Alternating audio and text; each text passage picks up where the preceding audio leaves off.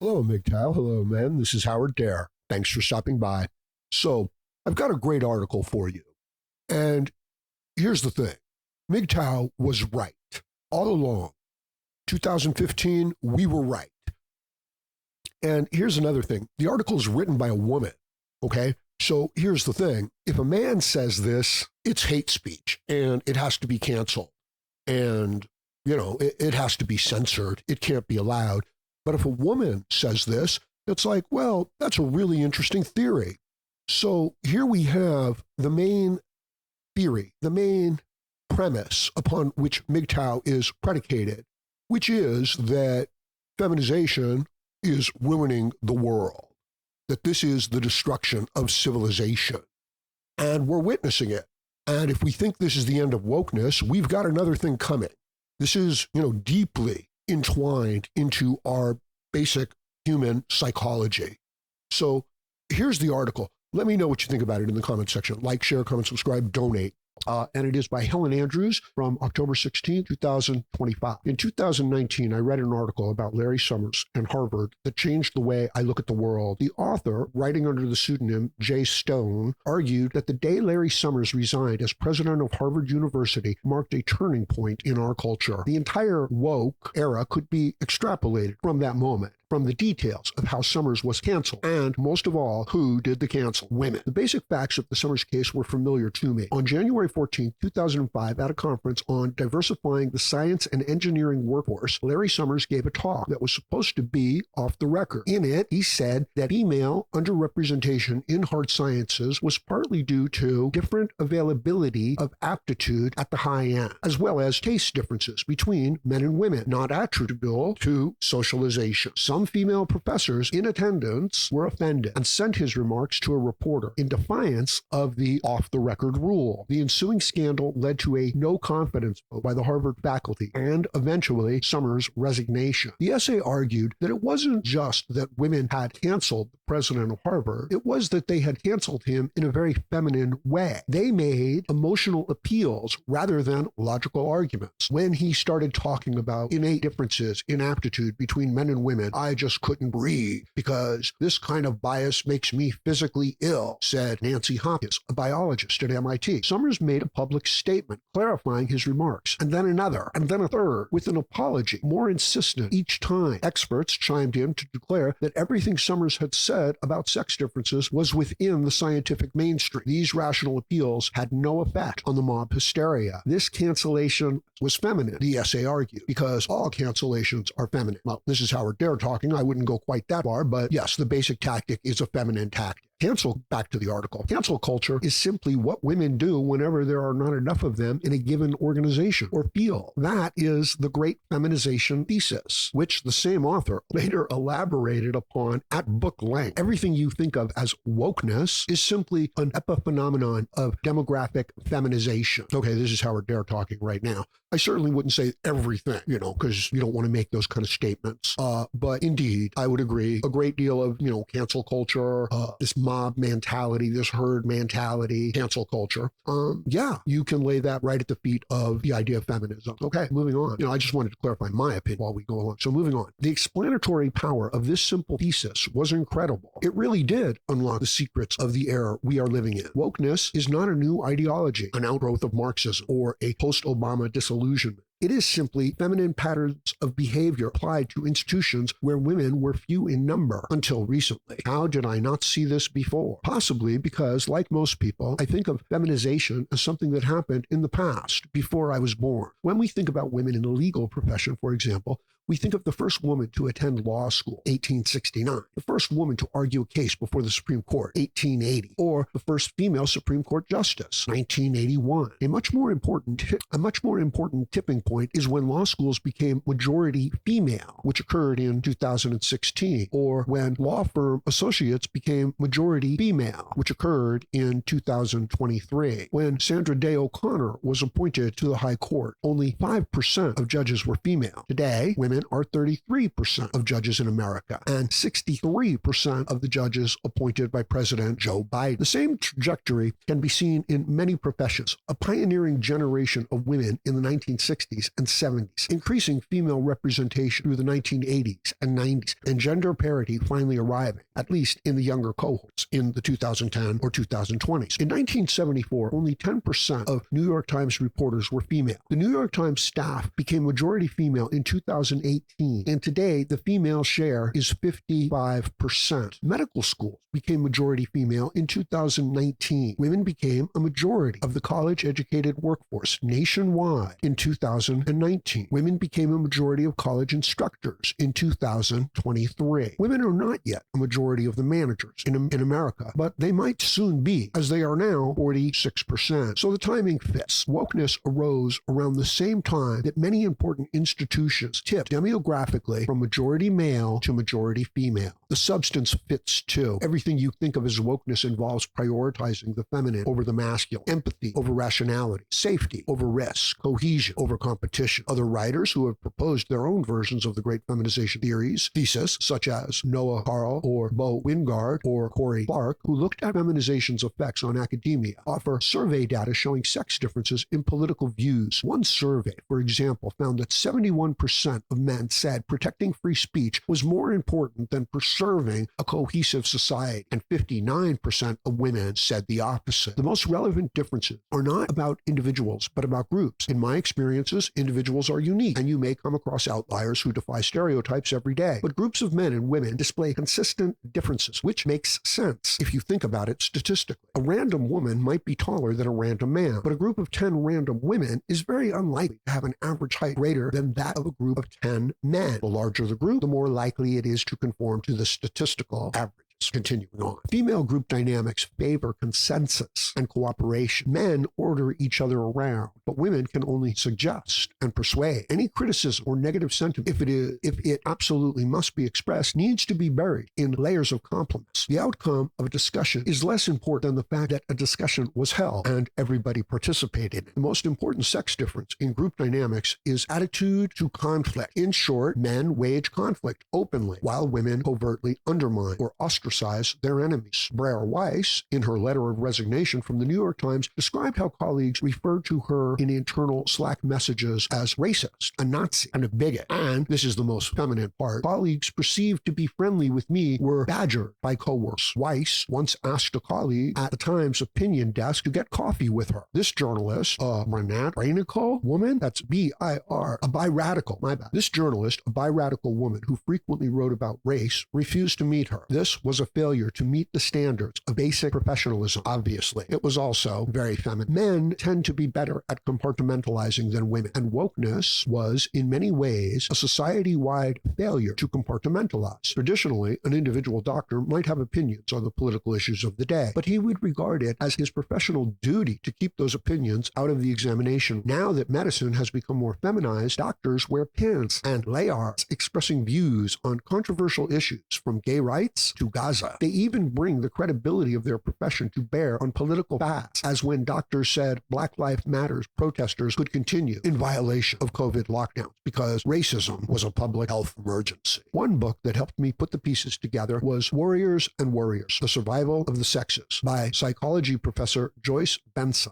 She theorizes that men developed group dynamics optimized for war, while women developed group dynamics optimized for protecting their offspring. These habits, formed in the midst of prehistory, explain why experimenters in a modern psychology lab in a study that Benson cites observed that a group of men given a task will jockey for talking time, disagree loudly, and then cheerfully relay a solution to the experimenter. A group of women given the same task will politely inquire about one another's personal backgrounds and relationships, accompanied by much eye contact, smiling, and turn-taking, and pay little attention to the task that the experimenter presented. The point of war is to settle disputes between two tribes, but it works only if peace is restored after the dispute is settled. Men, therefore, developed methods for reconciling with opponents and learning to live in peace with people they were fighting yesterday. Females, even in primate species, are slower to reconcile than males. That is because women's conflicts were traditionally within the tribe over scarce resources, to be resolved not by open conflict, by covert competition with rivals. cycles with no clear terminus. All of these observations matched my observations of wokeness. But soon, the happy thrill of discovering a new theory eventually gave way to a sinking feeling. If wokeness really is the result of the great feminization, then the eruption of insanity in 2020 was just a small taste of what the future holds. Imagine what will happen as the remaining men age out of these society-shaping professions and the younger, more feminized generations take full control. The threat posed by wokeness can be large or small, depending on the industry. It's sad that English departments are all feminized now, but most people's daily lives are unaffected by it. Other fields matter more. You might not be a journalist, but you live in a country where what gets written in the New York Times determines what is publicly accepted as truth. If the Times become a place where in-group consensus can suppress unpopular facts, more so than it already does,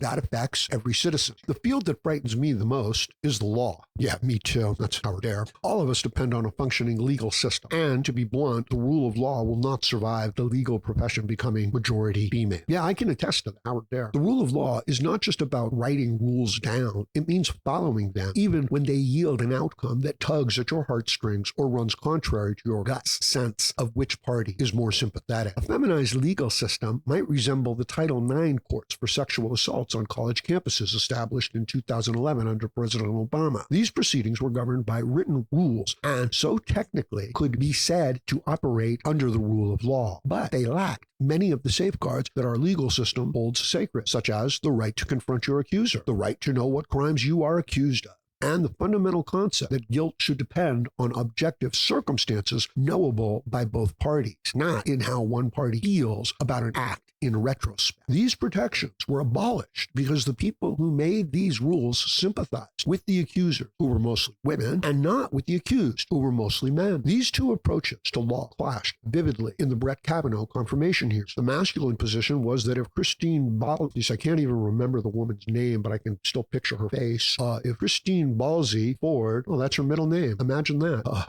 Ford can't provide any concrete evidence that she and Kavanaugh were ever in the same room together, her accusations of rape cannot be allowed to ruin his life.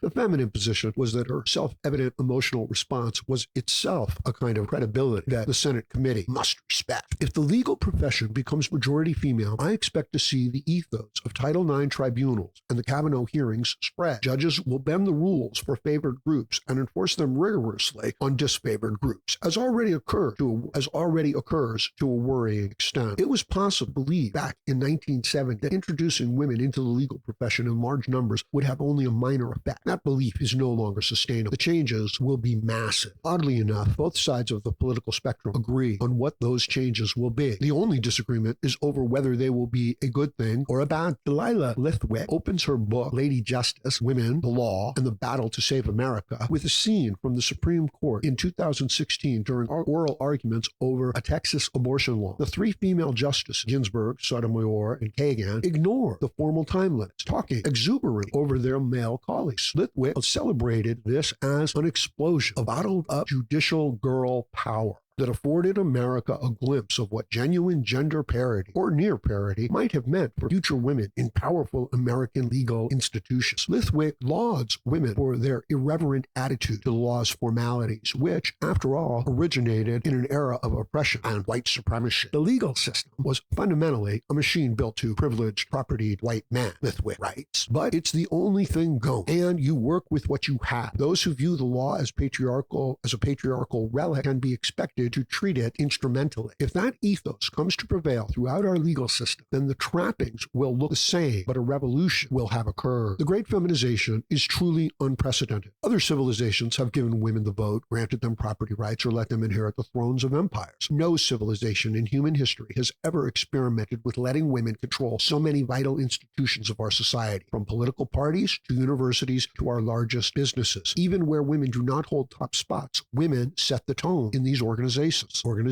such that a male CEO must operate within the limits set by his human resources VP. We assume that these institutions will continue to function under these completely novel circumstances. But what are our grounds for that assumption? The problem is not that women are less talented than men, or even that female modes of interaction are inferior in an objective sense. The problem is that female modes of interaction are not well suited to accomplishing the goals of many major institutions. You can have an academia that is a majority female, but it will be, as majority majority female departments in today's university already are oriented toward other goals than the open debate and unfettered pursuit of truth. And if your academia doesn't pursue truth, what good is it? If your journalists aren't prickly individuals who don't mind alienating people, what good are they? If a business loses its swashbuckling spirit and becomes a feminized, inward-focused bureaucracy, will it not stagnate? If the great feminization poses a threat to civilization, the question becomes whether there is anything we can do about it. The answer depends on why you think it occurred in the first place.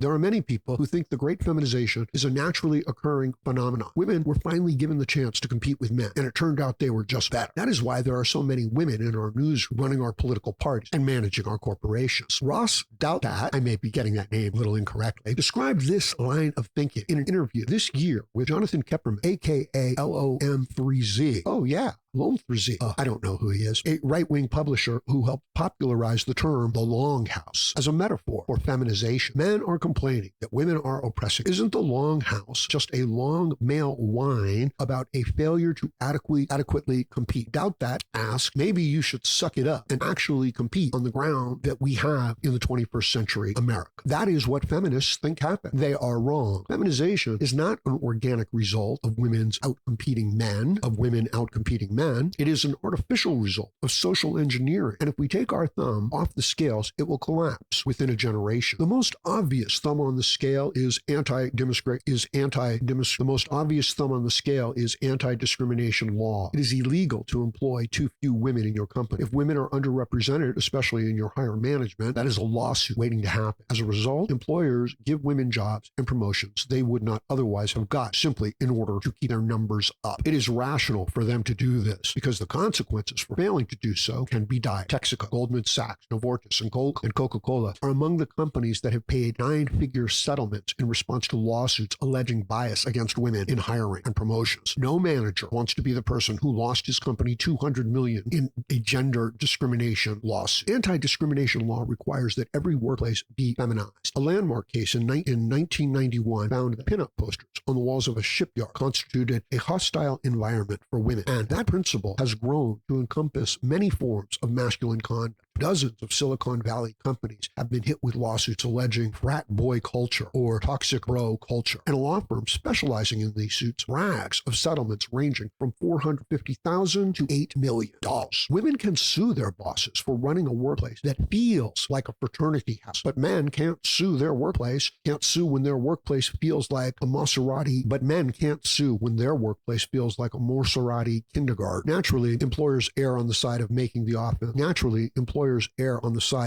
the office softer. So if women are thriving more in the modern workplace, is that really because they are outcompeting men? Or is it because the rules have been changed to favor? A lot can be inferred from the way that feminization tends to increase over time. Once institutions reach a 50-50 split, they tend to blow past gender parity and become more and more female. Since 2016, law schools have gotten a little bit more female every year. In 2024, they were 56% female. Psychology, once a predominantly male field, is now overwhelmingly female, with 75% of psychology doctorates going to women. Institutions seem to have a tipping point, which, after they become more and more feminized. That does not look like women outperforming men. It looks like women driving men away by imposing feminine norms on previously male institutions. What man wants to work in a field where his traits are not welcome? What self-respecting male graduate student would pursue a career in academia where his peers will ostracize him for stating his disagreements too blunt or espousing a controversial opinion? In September, I gave a speech at the National Conservatism.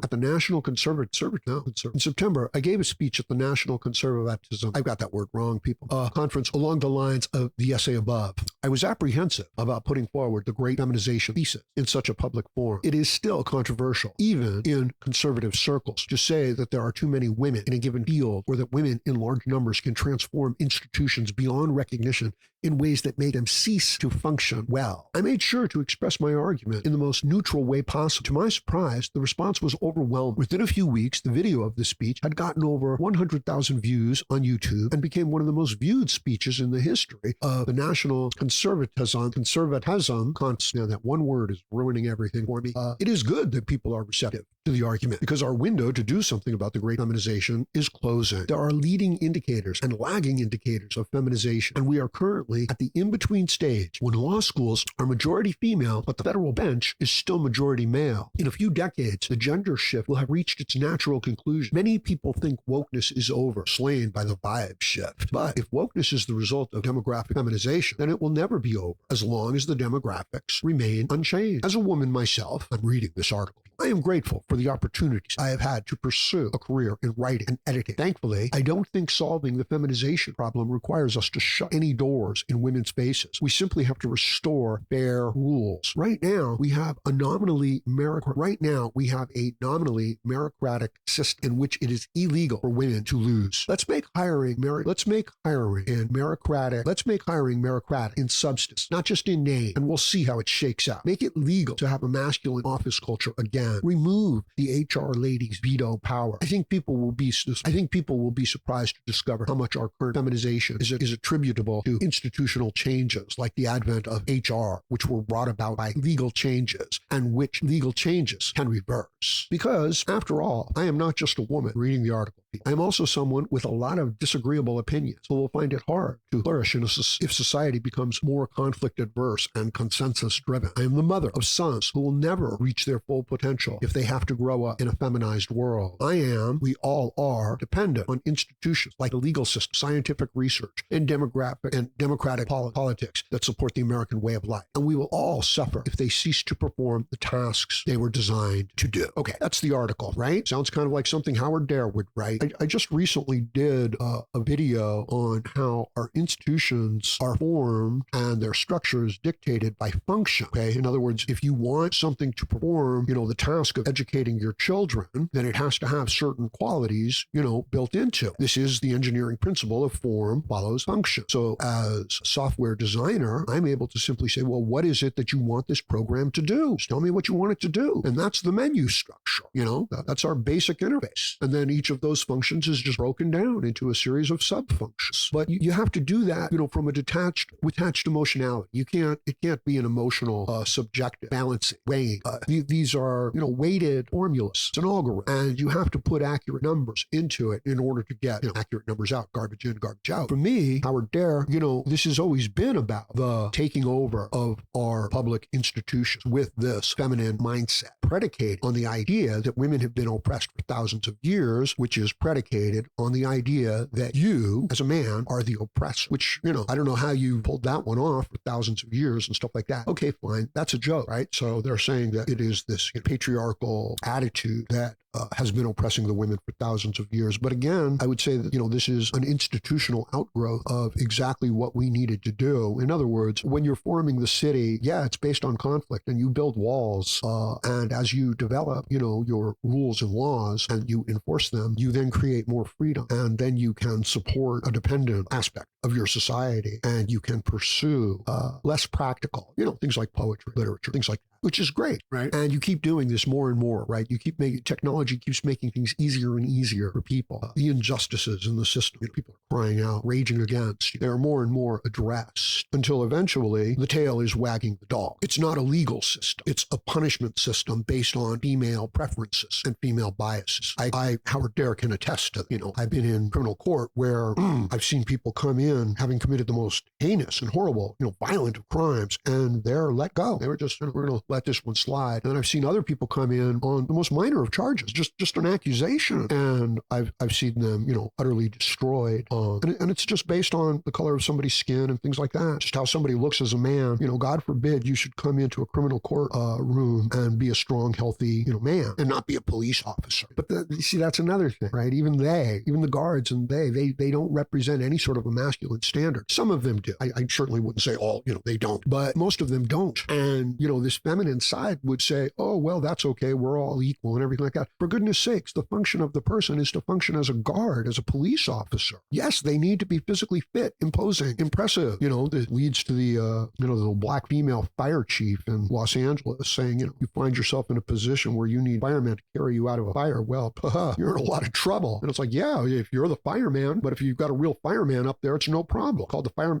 pick you up and put you over his shoulder and carry you out. That's the job. That's the requirement. There's nothing else about it. So just these basic ideas that Mgtow has been talking about for well over 10 years now are now coming to the forefront. the societal price that we have to pay for these types of ideas, this type of subjective interpretation of reality based on our feelings and our desired outcomes. In closing, I'll say that I believe that the left thinks that the right are a bunch of idiots, a bunch of uneducated idiots, but I don't think that they consider the fact that many of the people on the right were once on the left. We are largely raised by these institutions. So we adopt the views of these institutions. But then over the years, the intelligent ones come to realize that it doesn't actually work and that you need that practical foundational substance of why these things were built, why they were formed, what is the function of this tool. You need that is, you can't discard that in favor of, we want to make everybody feel good and feel happy. In other words, if we're gathering to discuss how to solve the fact that the dam is breaking, we really do need to discuss